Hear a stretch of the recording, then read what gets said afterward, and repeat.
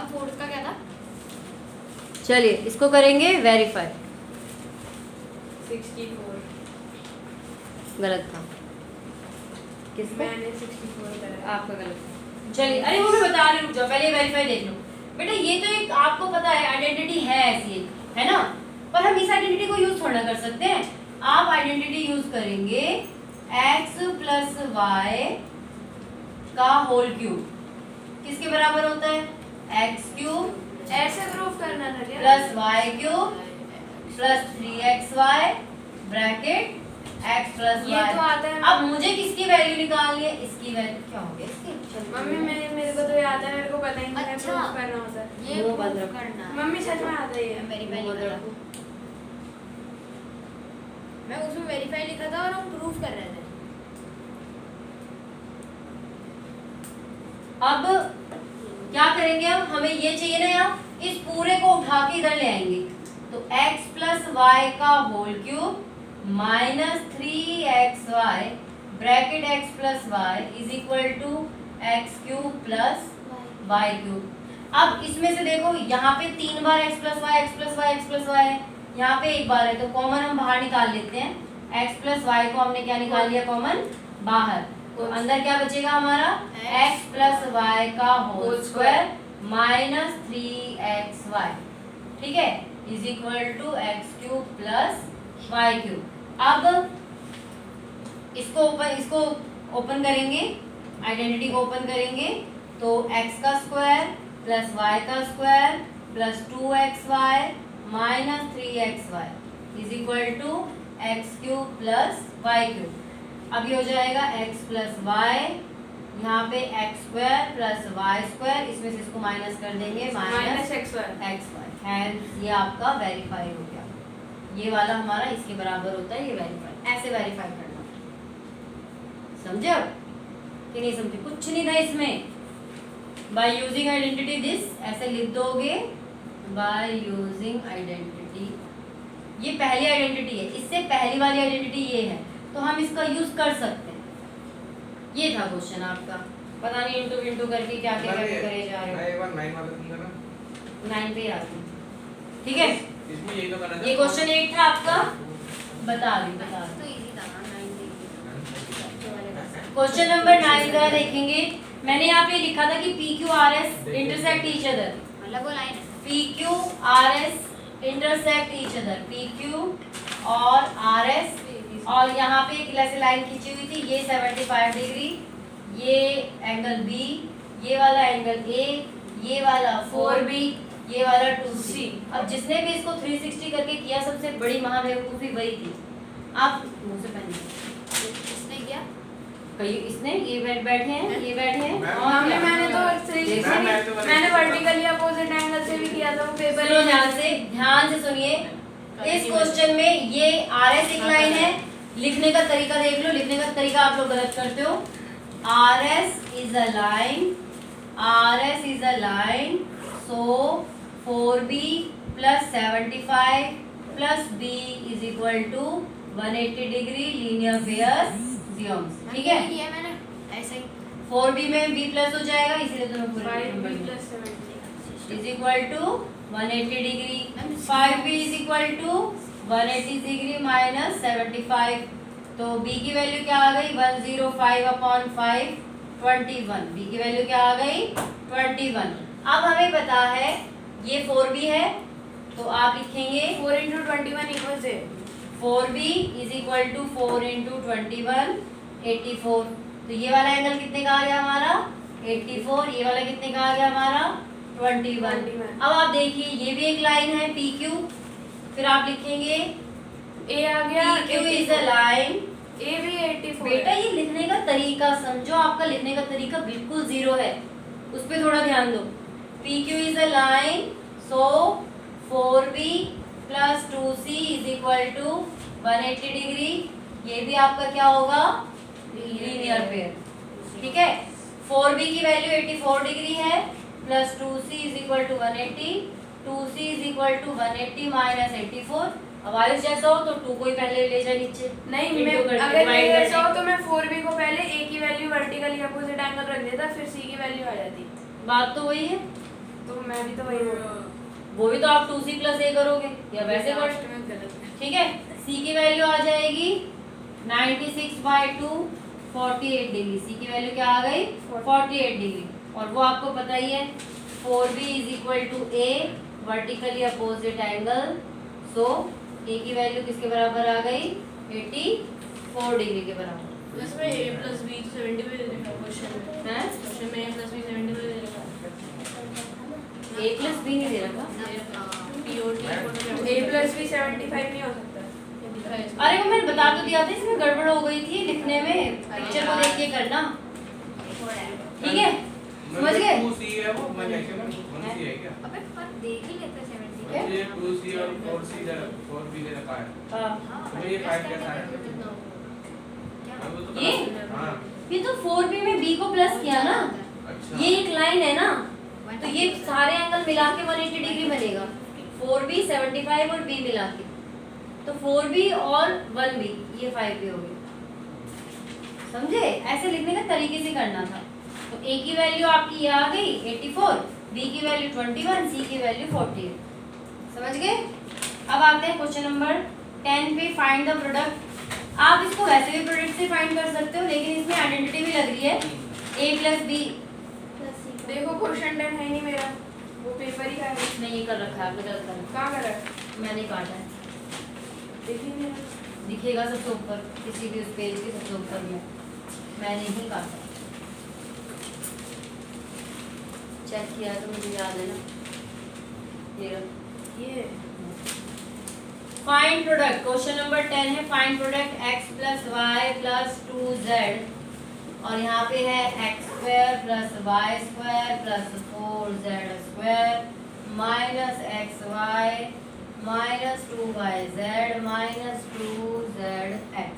अब देखो यहाँ पे पता चल रहा है a प्लस बी प्लस सी है ना, फिर a² b² c², क्योंकि यहाँ 2z है या 4z का स्क्वायर है, तो इसकी आइडेंटिटी है ये वाली a³ plus b³ plus c³ minus 3abc is equal to किसके बराबर होता है a plus b plus c a² plus b² plus c² minus ab minus bc minus ca। ठीक है, तो यहाँ पे इसकी जगह यही दे रखा है x plus y plus 2z, x का स्क्वायर y का स्क्वायर 4z का स्क्वायर, यानी कि यहाँ पे है 2z का स्क्वायर, फिर है माइनस ए बी यानी कि x into y, minus b c यानी कि y इंटू 2z यानी कि 2yz, माइनस सी ए यानी कि 2zx। तो मुझे अब इसको क्या करना है, इसका प्रोडक्ट करना है, किसके बराबर होगा x³ y³ 2z³ minus 3 into x into y into 2z।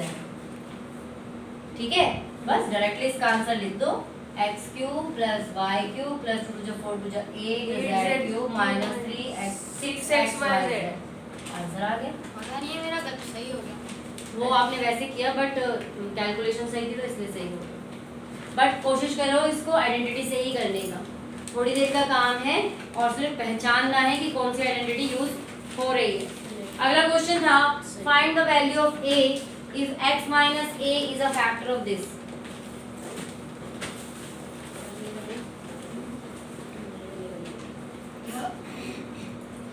Find the value of a if x minus a is a factor of x³ minus a square x plus x plus 2।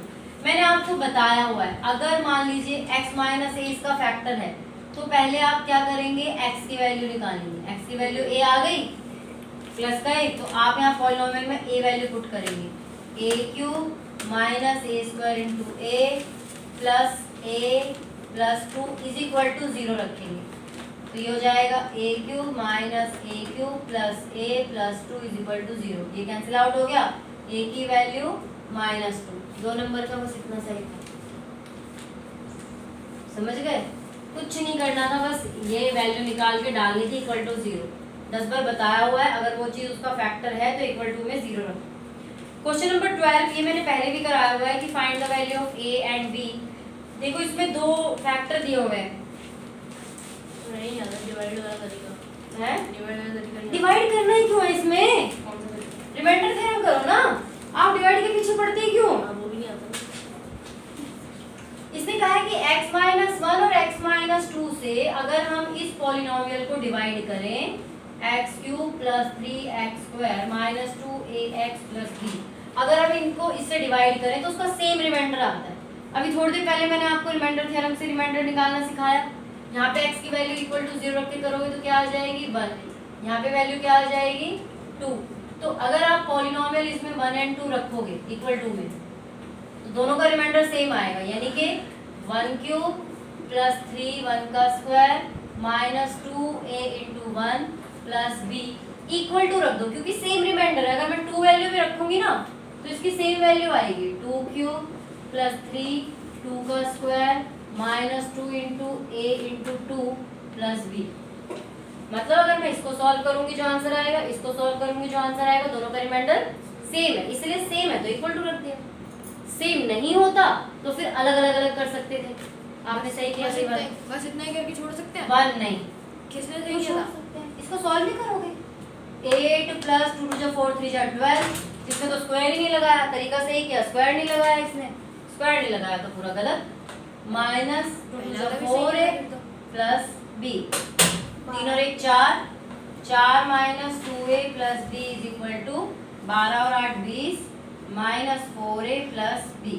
तो दोनों ही plus plus के b हैं तो cancel out हो जाएंगे, same है same sign है तो वो कैंसिल आउट हो जाता है। ठीक है, तो 4 - 2a, अच्छा इधर ले आते हैं, -2a + 4a = 20 - 4, तो यहाँ आ जाएगा 2a = 16, a = 16/2, 2 8 = 16, a की वैल्यू क्या आ गई 8। बात समझ में आ गई? लीव्स द सेम रिमाइंडर में ये आपको करना है। तो मैंने इसमें डिवाइड का भी तो था। बेटा जी वही तो कह रहे हैं, लीव्स द सेम रिमाइंडर। तो अगर हमें ये पता है कि दोनों का रिमाइंडर सेम है तो हम उसको डिवाइड करने में क्यों टाइम वेस्ट करेंगे? रिमाइंडर थ्योरम से रिमाइंडर ना निकाल लेंगे। इस वाले का रिमाइंडर ये आएगा, इस वाले का रिमाइंडर ये आएगा, दोनों को इक्वल रख दो एंड इक्वेशन की तरह सॉल्व कर दो।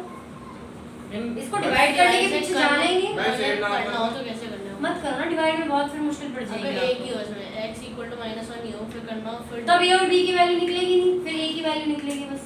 हम तो उससे डिवाइड वाला कैसे करना है? जहाँ पे remainder आ तरीका गया। कैसे करते हैं वो डिवाइड वाला? वहाँ पे ऐसा करना है। देखो जहां तक हो, अगर किसी की वेरिएबल की वैल्यू निकालनी है तो वहां पे आप सिर्फ और सिर्फ रिमाइंडर थ्योरम ही करेंगे। बाकी बात आती है जो क्यूब वाले में डिवाइड वाला है, उसके लिए एक बार वीडियो देख लेना, मैं डाल दूंगी आज। ठीक है, वो वीडियो मैं आपके ग्रुप पे डाल दूंगी, वो वीडियो एक बार देख लेना, आपको डिवाइड करना भी आ जाएगा। अगला क्वेश्चन था in figure side A B. चलो ये क्वेश्चन बता दो। क्वेश्चन नंबर 13 है सबसे भद्दा क्वेश्चन। भद्दा नहीं है, बहुत आसान है, समझोगी कहोगी इतना सा था। देखो ये आपका फिगर है ऐसे A B C, यहाँ पे इसका बाइसेक्टर है और यहाँ पे इसका बाइसेक्टर है। मेरी तो सही हुआ था ये। हमें मैंने तो कर दिया प्रूव, लेकिन अरे भाई आप तो महान हो, मम्मी प्रॉब्लम ही तो यही है प्रूव भी हो रहा है मम्मी। कि आप महान हो। नहीं तो नहीं, आप ये गलत कुछ भी प्रूव कर देंगे और ये समझेंगे कि वो सही है तो गलत है। ठीक है, इसे कहा है कि ये इसके बाइसेक्टर है, इसीलिए ये दोनों एंगल इक्वल है, ये वाले से इक्वल है। और हमें क्या निकालना है?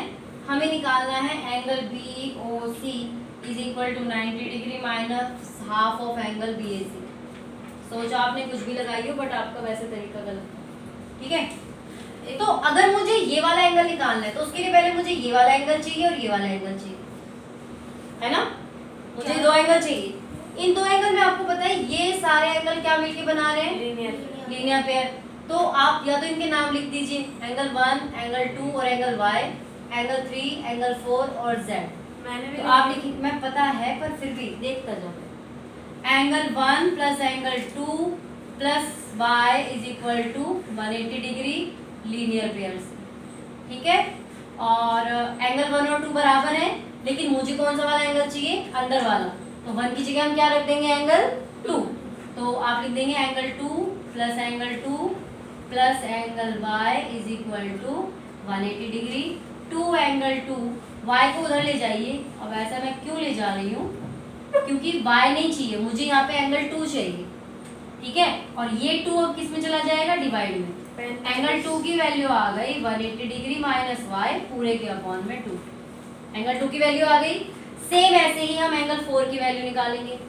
फिर आप यहाँ नीचे लिखेंगे एंगल 2 और एंगल 4 तो इक्वल है। किसने कहा, वो दो ऐसे बन रखे हैं। तो ये तो दो ऐसे बनने का मतलब है ये और ये इक्वल है, ये और ये इक्वल है।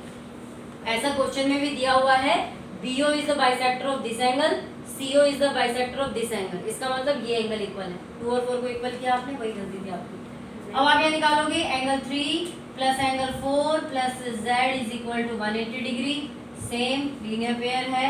एंगल 3 और 4 बराबर है, लेकिन हमें कौन सा चाहिए, एंगल 4 चाहिए। तो हम 3 को चेंज करेंगे। Angle 4 equals to 180 minus z upon 2। हाँ, ठीक है। तो 2 angle 4 is equal to 180 minus z। तो angle 4 is equal to 180 minus z upon 2, ठीक है। अब in triangle BOC we have angle 2 plus angle 4 plus angle BOC is equal to 180 degree. भाई मेरे पास 2 भी आ गया, 4 भी आ गया, ये एंगल भी है, तो ये एंगल सम प्रॉपर्टी से हो रहा है, ठीक है। एंगल 2 की वैल्यू क्या है, 180 minus y, 180 degree minus y upon 2। Angle 4 की वैल्यू क्या है, 180 minus z upon 2, 180 minus z upon 2 plus angle BOC is equal to 180 degree. Common नहीं ले सकते अभी नहीं, कुछ नहीं लेना अभी तक। 180 BOC को यहीं रहने दो, बाकी को उठा के उधर ले जाओ, ठीक है। तो एंगल BOC यहीं रहेगा, बाकी को उठा के 180 minus y upon 2 minus 180 minus z upon 2। अब चाहिए आप इसका यहाँ पे एलसीएम ले लेंगे। एलसीएम आ जाएगा यहाँ पे 2, तो यहाँ तो हो जाएगा 360 डिग्री, है ना। माइनस इसके साइन चेंज हो जाएंगे, तो यहाँ आ जाएगा 180 प्लस y, यहाँ आ जाएगा 180 plus z is equal to angle BOC। अब कॉमन ले सकते हो। यहाँ सॉरी प्लस नहीं आएगा, माइनस आएगा। कॉमन क्यों लेना है अभी, 180 360 हो रहा है। तो एंगल BOC किसके बराबर आया, 360 डिग्री मैं इधर हटना, माइनस, ठीक है। उधर का दिख रहा है 180 360 हो गया, minus 360 plus y plus z upon 2, तो ये कैंसिल आउट हो गया। एंगल BOC की वैल्यू किसके बराबर आ गई, y प्लस z अपॉन 2 के बराबर। लेकिन मुझे क्या चाहिए, मुझे चाहिए 90 डिग्री माइनस 1/2 BAC। BAC की वैल्यू क्या है, x। अभी तक मेरा उसमें x नहीं आया है ना। मुझे पता है ये इन ट्राइंगल, एक चीज और यहाँ पे अब आपको लिखनी है, in triangle ABC we have x plus y plus z is equal to 180 degree, है ना। अब इन दोनों में से मैं या तो y की वैल्यू निकालूंगी या z की वैल्यू निकालूंगी, आपकी मर्जी पे, क्योंकि यहाँ पे आपके पास y और z है, तो दोनों में से किसी एक की वैल्यू निकालो। y की निकाल ले, y की वैल्यू क्या आ जाएगी, 180 minus x minus z। x और z को उस तरफ ले गए, यहाँ से y की वैल्यू पुट, इसको इक्वेशन 1 बना लेना, y की वैल्यू यहाँ पुट कर देंगे। Angle BOC is equal to, y की जगह क्या रखेंगे, 180 माइनस x माइनस z, और यहाँ पे है प्लस z अपॉन में 2, z से z कैंसिल आउट हो जाएगा। Angle BOC is equal to 180 minus x upon 2, अलग अलग कर देंगे इसको, 180 अपॉन 2 माइनस x अपॉन 2, 2 से कैंसिल आउट हो जाएगा 90। Angle BOC is equal to 90 minus half of angle x, ऐसे हो गई है। सिंपल सी चीजें हैं, आपको सीक्वेंस वैसे याद रखना पड़ेगा। चीज लिखी नहीं आपने, क्या गिवन में एक बाइसेक्टर था वो। अरे ये बता दिया मैंने, गिवन चीजें आपके पास है कि ये B O is the bisector of this angle, C O is the एक बाइसेक्टर और ऑफ दिस एंगल। बाइसेक्टर था ए से लेकर ऐसे। वो कुछ नहीं था, वो आपके अपने दिमाग की उपज थी। नहीं, बाइसेक्ट बी ए सी एट ए था। नहीं। क्वेश्चन 2 नहीं होता है। अरे कहाँ लिखा है? In figure side AB and AC of triangle ABC are produced to point E and D.